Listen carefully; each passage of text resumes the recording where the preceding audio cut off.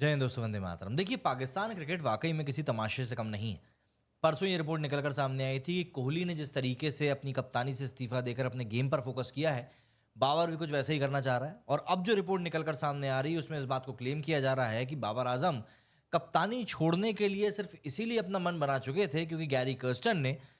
2024 में हुई टी20 world cup के बाद में एक बहुत ही स्ट्रिक्ट रिपोर्ट सबमिट करी थी, जिसमें कि बाबर की शॉर्ट कमेंट्स को लेकर उन्होंने काफ़ी तरीके से बोर्ड को समझाया था। क्योंकि बाबर की कप्तानी में 8 महीनों से भी कम गैप के अंदर में ये दूसरी बार था जब पाकिस्तान टीम ग्रुप स्टेज को भी पार नहीं कर पाई। चाहे आप वो 2023 के वर्ल्ड ओडीआई वर्ल्ड कप की बात कर लें या फिर आप 2024 के टी20 वर्ल्ड कप की बात कर रहे हैं। और इन दोनों ही जगहों पर बाबर की जो ओन परफॉर्मेंस थी वो भी कोई इतनी खास नहीं थी। तो यहाँ पर एक बड़ी बात ये निकलकर सामने आ रही है कि गैरी कर्स्टन ने जो रिपोर्ट सबमिट करी है उसके बाद बाबर आजम बिल्कुल भी खुश नहीं थे कि भाई उनकी परफॉर्मेंसेस को उनने जो रिजल्ट्स निकाल कर दिए हैं पास्ट में उसको बिल्कुल भी कंसिडरेशन में नहीं रखा गया इस ये फैसला लेने के पहले कि भाई बाबर के साथ हमको आगे बढ़ना है या नहीं। और इन्हीं सब चीज़ों को मद्देनजर रखते हुए बाबर आजम ने इतनी जल्दी शॉर्ट पीरियड में दूसरी बार इस्तीफा दे दिया।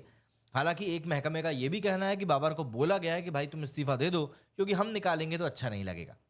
आपको रिपोर्ट समझाता हूँ दरअसल क्या है। दरअसल पाकिस्तान के लिमिटेड ओवर्स के जो हेड कोच है गैरी कर्स्टन और जो असिस्टेंट है अजहर महमूद, इन लोगों ने पीसीबी को टी20 वर्ल्ड कप से बाहर होने के बाद में एक बहुत ही डिटेल्ड रिपोर्ट सबमिट करी थी। और उसमें वर्ल्ड कप हारने का जो मेन रीज़न था वो बाबर आजम को बताया गया था, क्योंकि बाबर आजम जो था वो उस साइड को सही तरीके से लीड नहीं कर पा रहा था और टीम में गुटबाजी चल रही थी, जो कि हार का एक बहुत बड़ा कारण भी बनी। ये पीटीआई ने कोट किया अपने रिपोर्ट में ये बताते हुए कि उसको पाकिस्तान क्रिकेट बोर्ड के इनसाइडर्स ने ये बात बताई है। कर्स्टन जो कि अपने समय के साउथ अफ्रीका के एक बेहतरीन ऑलराउंडर रहे हैं और टीम इंडिया को वो 2011 का वर्ल्ड कप भी जिता चुके हैं, वो पाकिस्तान क्रिकेट को लेकर जब ये बात कहेंगे तो ऑब्वियस सी बात है कहीं ना कहीं वो पाकिस्तान क्रिकेट के भले के लिए कहेंगे। ये बात हम एक बार मान सकते हैं। अब इस रिपोर्ट में उन्होंने पाकिस्तान जो कि टी20 वर्ल्ड कप में यूएसए और उसके बाद इंडिया से हारकर टूर्नामेंट से बाहर हो गई थी ग्रुप स्टेज में ही,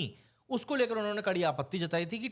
टीम का जो माहौल है वो बिल्कुल भी अच्छा नहीं है। और ऐसे में बाबर की जो कप्तानी है उसके ऊपर सवाल उठना एक बहुत बहुत आसान सा पॉइंट बन जाता है। इस पूरे टी20 वर्ल्ड कप के डिबेकल के बाद में कर्स्टन ने एक रिपोर्ट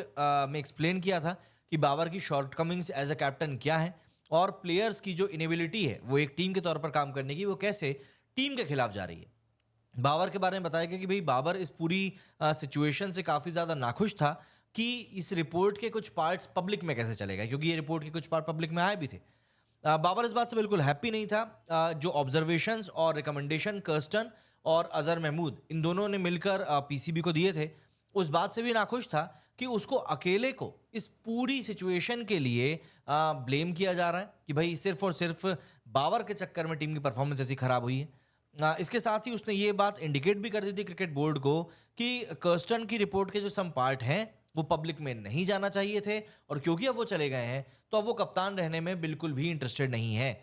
इनसाइडर ने पीटीआई को ये भी बताया कि बाबर ने इस बात की जो कंप्लेंट है वो बोर्ड के कुछ ऑफिशियल से भी करी है, जिन्होंने बाबर के साथ में काफ़ी हद तक काम भी किया है। और उसने यही बोला था कि भाई ये बहुत हद तक ये अनफॉर्चुनेट है और गलत है कि पीसीबी ने उसकी पास परफॉर्मेंसेस को और उसके पास के रिजल्ट्स को कंसिडरेशन में नहीं लिया और उसके अंदर ना कॉन्फिडेंस दिखाया ना ही ट्रस्ट दिखाया, बल्कि एक कोच की बात को वो लोग इतना तवज्जो दे रहे हैं। एक और इनसाइडर ने इस बात को बोला जो कि मेरे को ऐसा लगता है कि उसके ताबूत की आखिरी कील साबित होगी। उसने बोला कि पीसीबी ने अभी तक कोई कप्तान अनाउंस नहीं किया है ना, लेकिन बाबर को भी ओडीआई के लिए कप्तान, जो टी20 वर्ल्ड कप के ठीक पहले ओडीआई सीरीज हुई थी उसके लिए कप्तान नहीं बनाया गया था और टी20 वर्ल्ड कप के ठीक पहले उसको कप्तान बना दिया गया था, जबकि उसका कहना था कि भाई वो इंटरेस्टेड नहीं था। कर्स्टन ने अपनी रिपोर्ट में बोर्ड को कहा है और ड्रेसिंग रूम का जो एनवायरनमेंट है उसको लेकर मेन बात कही है कि भाई वहां पर जो बिहेवियर था वो प्लेयर्स का बिल्कुल नॉन कोऑपरेटिव था, इंग्लैंड के खिलाफ हुई सीरीज के दौरान भी और टी20 वर्ल्ड कप के दौरान भी।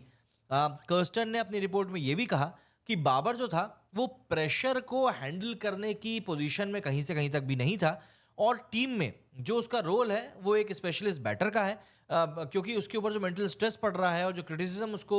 मिल रहा है पिछले 2-4 महीनों से वो उसको झेलकर अपनी परफॉर्मेंस के ऊपर भी फोकस नहीं कर पा रहा है। एक और सोर्स के मुताबिक, मतलब इतने तो सोर्सेज रहते हैं इन लोगों के, एक और सोर्स के मुताबिक जो बात कही गई कि पीसीबी भी फिलहाल कोई हरी में नहीं है कि कप्तान को उनको अनाउंस करना है। सीधे तौर पर बाबर ने क्योंकि वाइट बॉल की कप्तानी को छोड़ दिया है तो अब कर्स्टन,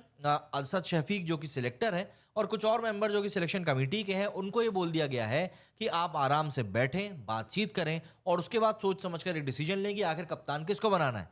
मोहसिन नकवी जो कि फिलहाल पीसीबी के चेयरमैन हैं, उन्होंने इस बात को क्लियर कर दिया है कि उनको एक-एक बारीक से बारीक डिटेल चाहिए है ऑफिशियल डिस्कशन की, जिससे कि वो जिसको भी खिलाड़ी को कोच डिसाइड करके अपना कप्तान बनाए, तो उनके पास वाजिब वजह हो कि भाई इस खिलाड़ी को आखिर हम लोग क्यों